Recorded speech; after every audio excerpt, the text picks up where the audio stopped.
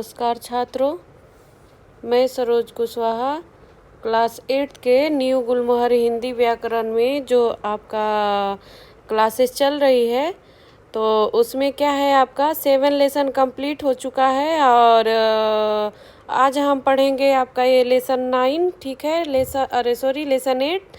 तो लेसन 8 है आपका कंपाउंड्स अर्थात समास। तो इसको हम पढ़ेंगे और जानेंगे समास क्या होता है। तो आप हमारे साथ बने रहिए और पढ़ते रहिए और ध्यान से, और ज़्यादा से ज़्यादा हमारे चैनल को लाइक करें, सब्सक्राइब करें और कमेंट करें, ताकि जो भी आगे आने वाली क्लास हो आपको निरंतर मिलती रहे और आप पढ़ सकें। और जो नए भी जुड़ रहे हो वो भी सब्सक्राइब कर लें, क्योंकि सब्सक्राइब नहीं करेंगे तो आपको जो है पिछला क्लास जो है नहीं जाएगा, क्योंकि वह जो है आप सब्सक्राइब कर देंगे तो जो भी आपका छूटा हुआ रहेगा ना वो आपके पास चला जाएगा। तो आप सब्सक्राइब कर दें और फिर पढ़ते रहें, ठीक है। चलिए अभी हम पढ़ेंगे। आज हमारा है चैप्टर बिना देर किए हुए समास। तो समास पढ़ेंगे। तो समास के देखिए क्या होता है, इसको हम जानेंगे। तो शब्द रचना की तीसरी विधि है। क्या है समास? शब्द रचना की तीसरी। तो पहली विधि क्या है, आप ये सोचेंगे, ठीक है, कि पहली विधि क्या है। तो पहला क्या था, पहले तो क्या था, वर्ण, ठीक है। वर्ण जो शब्द था वह वर्णों में टूट रहा था, ठीक है, वर्ण विच्छेद, ठीक है। और उसके बाद इसे क्या आया, संधि आया, और यह जो है क्या है, अब समास है, यह समास है, ठीक है। समास जो है क्या है, तीसरी विधि है शब्द बनाने की, कि कैसे शब्द बनेगा। तो समास देखिए, समास द्वारा शब्द निर्माण, ठीक है, और इसमें दो या दो से अधिक शब्दों के मेल से एक नया शब्द बनाया जाता है। जैसे दो शब्दों को जोड़ करके या फिर दो या दो से अधिक शब्दों को जोड़ करके एक नया शब्द बनाया जाता है। इसमें शब्दों को जोड़ा जाता है, वर्णों को नहीं जोड़ा जाता है। दो सार्थक शब्दों को जोड़ा जाता है और उपसर्ग या प्रत्यय को नहीं जोड़ करके शब्द बनता है। यह पूर्ण शब्द को जोड़ करके जो है नया शब्द बनता है। तो दोनों शब्द जो के कंप्लीट शब्द होंगे और उसका अर्थ होगा वह अर्थवान होंगे। तो दो शब्दों को जोड़ करके एक तीसरा नया शब्द बनता है। इस प्रक्रिया को हम क्या कहते हैं, समास कहते हैं। और अब देखिए हमारा पहला जिसे हम देखेंगे शब्द है प्लस दूसरा शब्द है और प्लस क्या हो रहा है, तीसरा जो नया शब्द बन रहा है वो, ठीक है। तो देखिए राष्ट्र एक नया शब्द प्लस पिता भी क्या है, एक नया शब्द है, और इक्वल टू राष्ट्रपिता बना, ठीक है। क्या बना आपका, राष्ट्रपिता बना। उसी तरह से देखेंगे एक और उदाहरण, 10 प्लस आनंद। 10 एक शब्द है और एक आनंद शब्द है, ठीक है, कंप्लीट शब्द है, ठीक है। तो क्या है, 10 मतलब 10 तो आपको काउंटिंग वाला पता ही होगा, 10। और आनंद का अर्थ होता है मुख, ठीक है। तो 10 आनंद अर्थात 10 आनंद अर्थात जिसका 10 मुख हो, ठीक है। इस तरह से नया शब्द बनेगा। नीला प्लस कंठ, नीलाकंठ। तो नीलाकंठ से नीलकंठ, ठीक है। घोड़ा प्लस सवार अर्थात तो घोड़े पे बैठने वाला, घोड़ा सवार, ठीक है। तो घुड़सवार उसको लिखेंगे, ठीक है। इस तरह से जो है आपका क्या बनता है, नया शब्द बनता है, ठीक है। अब देखिए आगे देखेंगे, समास प्रक्रिया में जिन शब्दों का मेल होता है उनके अर्थ परस्पर भिन्न होते हैं। जैसे क्या है, इन दोनों के योग से जो नया शब्द बनता है उसका अर्थ इन दोनों से भिन्न होता है, ठीक है। दो शब्दों का मेल होता है तो क्या होता है, एक नया शब्द बनता है, और जो नया शब्द बनता है उसका क्या होगा, अर्थ जो होगा अलग होगा, ठीक है। जो दो अलग अलग शब्दों को जोड़ा जाएगा, दो अलग अलग, और उन दोनों शब्दों से जो नया शब्द बनेगा वह क्या होगा आपका, वही जो है भिन्न अर्थ देने वाला बनेगा, वह अलग होगा, ठीक है। इसकी परिभाषा जानेंगे और देखेंगे कि क्या होता है इसकी परिभाषा।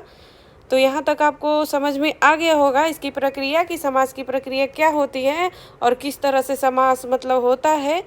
तो देखिए इसका परिभाषा जानेंगे। समास वह शब्द रचना विधि है जिसमें अर्थ की दृष्टि से भिन्नता रखने वाले दो या दो से अधिक शब्द मिलकर किसी अन्य स्वतंत्र शब्द का निर्माण करते हैं। क्या कहलाते हैं, समास। अर्थात जैसे देखिए दो या दो से अधिक, जैसे यहाँ पे एक है, यहाँ पे एक है और एक तीसरा भिन्न अर्थात यह अलग अर्थ देगा, यह अलग, और यहाँ जो है पूरा कंप्लीट ही एक अलग अर्थ देगा। तो यही आपका परिभाषा है कि समास वह शब्द रचना विधि है जिसमें अर्थ की दृष्टि से भिन्नता रखने वाले दो या दो से अधिक शब्द मिलकर किसी अन्य स्वतंत्र शब्द की रचना करते हैं। क्या कहलाते हैं? समास कहलाते हैं। ठीक है, तो अभी हम चलेंगे और आगे देखेंगे, तो परिभाषा समझ में आ गया होगा आपको। तो समास रचना में भाग लेने वाले पहले शब्द या पद को पूर्व पद तथा दूसरे को उत्तर पद कहा जाता है। ठीक है, अर्थात समास में जो ये भाग ले रहे हैं शब्द, ठीक है, तो इनको पहले शब्द को पूर्व और इस लास्ट वाले को उत्तर पद कहा जाता है। ठीक है, तो पूर्व पद एवं उत्तर पद के योग से बनने वाले पद को समस्त पद कहा जाता है। जैसे देखिए यहाँ पे मैं करके बता रही हूँ आपको कि जैसे यहाँ पे देखिए आपका प्लस है, प्लस के आगे वाला जो होगा वह पूर्व होगा। क्या होगा? आपका पूर्व पद होगा। और यहाँ क्या होगा? उत्तर होगा। उत्तर पद जो शब्द होंगे वह उत्तर पद वाले शब्द होंगे। इक्वल टू के बाद जो नया शब्द बनेगा वह क्या होगा? आपका समस्त होगा। समस्त पद बनेगा। ठीक है, इस तरह से बनेगा आपका पूर्व, उत्तर और समस्त पद बनता है समास में। ठीक है, तो देखिए पूर्व पद, ठीक है, प्लस के पहले पूर्व पद, प्लस के बाद उत्तर पद और इक्वल टू समस्त पद, अर्थात दोनों को मिला करके बन गया तो वो पूरा ही हो गया ना, इसलिए समस्त पद। तो जैसे राजा हो गया तो राजा पूर्व पद है, प्लस पुत्र क्या है? आपका उत्तर पद है, और इक्वल टू तो दोनों राजा और पुत्र को मिला करके क्या बना? नया शब्द राजपुत्र। तो राजपुत्र क्या होगा? आपका समस्त पद कहलाएगा। राजपुत्र क्या कहलाएगा? आपका समस्त। यह प्रक्रिया है समास की, पूर्व पद और उत्तर पद की। और जन्म एक आपका पूर्व पद है, प्लस अंध क्या है? इसमें अंध जो है उत्तर पद है, और इक्वल टू जन्मांध क्या हो गया? आपका समस्त पद बन गया। तो यह याद रखना, पूर्व पद प्लस के पहले वाले को पूर्व पद कहते हैं, प्लस के बाद वाले को उत्तर पद कहते हैं, और इक्वल टू के बाद जो बनता है वह क्या होता है? समस्त पद होता है, अर्थात वह जो है टोटल होता है। प्रति क्या है? आपका पूर्व है, प्लस दिन क्या है? उत्तर है, और इक्वल टू के बाद जो बना है आपका वह क्या हो गया? प्रतिदिन। यह शब्द जो है समस्त शब्द हो गया।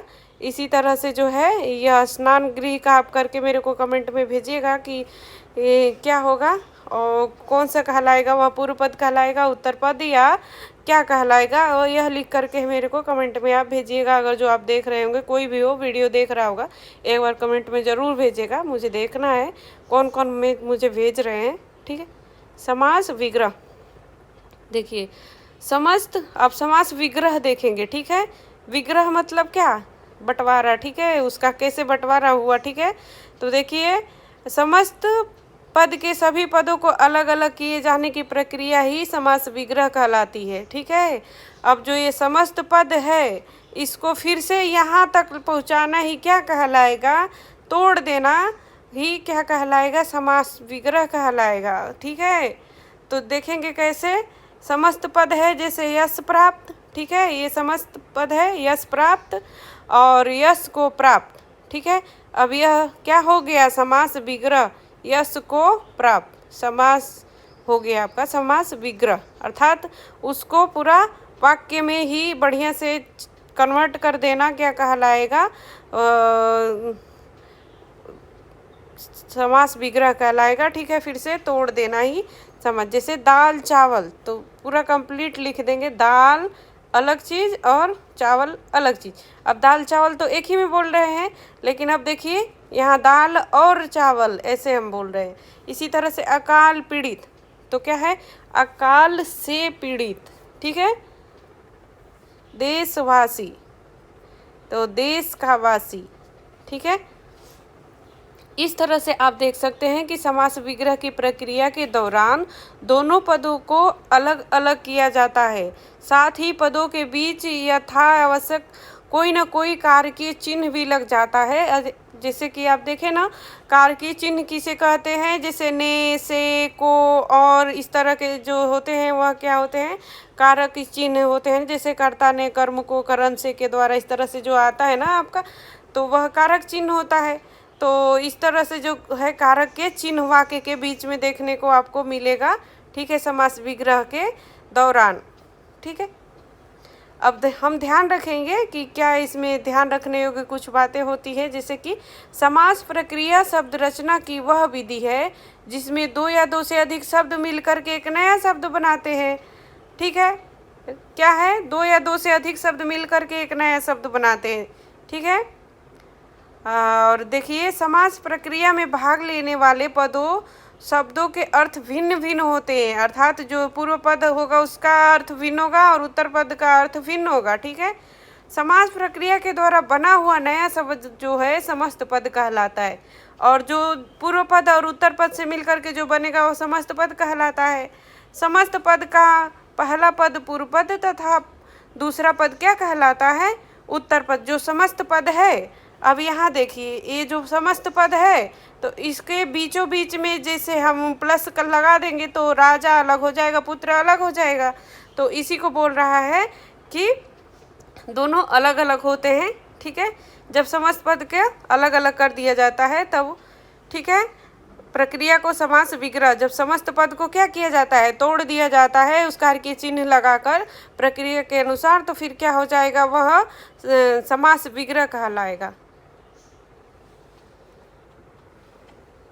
अब क्या करेंगे अब हम पढ़ चुके हैं समास की परिभाषा, तो अब हम जानेंगे समास के भेद। तो समास के भेद में जाएंगे और हम पढ़ेंगे कि समास का भेद क्या होता है, कैसे होता है। ठीक है, तो समस्त पदों के बीच परस्पर क्या संबंध है, इस आधार पर समास के भेद किए जाते हैं।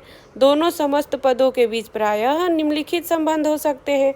जैसे क्या है, क, तो क में देखेंगे पूर्व पद गौड़ प्रधान तथा उत्तर पद क्या है, प्रधान। ठीक है, पूर्व पद तथा उत्तर पद दोनों गौड़ तथा कोई तीसरा बाहरी प्रधान, इस तरह से होता है। ठीक है, और पूर्व पद गौड़ मतलब क्या है, प्रधान मतलब कि महत्वपूर्ण, गौड़ मतलब ऐसे ही। ठीक है, तो पूर्व पद तथा उत्तर पद दोनों ही प्रधान अर्थात दोनों ही महत्वपूर्ण रहेंगे, उसमें पूर्व पद कोई अव्यय शब्द होगा। ठीक है, इस तरह से होते हैं समास के भेद पूर्व पद और उत्तर पद के आधार पर। कभी क्या होगा, दोनों महत्वपूर्ण हो जाएंगे पूर्व पद उत्तर पद, कभी क्या होगा, एक गौड़ हो जाएगा, एक क्या हो जाएगा, प्रधान हो जाएगा, कभी एक प्रधान होगा तो कभी एक गौड़ होगा।